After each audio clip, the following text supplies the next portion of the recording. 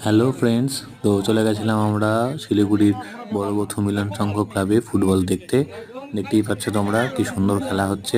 সত্যি বলতে গ্রাম বাংলার যে ফুটবল ম্যাচ সেটা দেখার একটা আলাদাই মজা।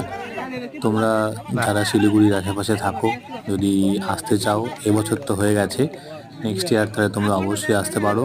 এবং আমি তো বলবো অবশ্যই এসো, তোমরা এসে এই খেলাটাকে উপভোগ করো। সত্যি অসাধারণ খেলা।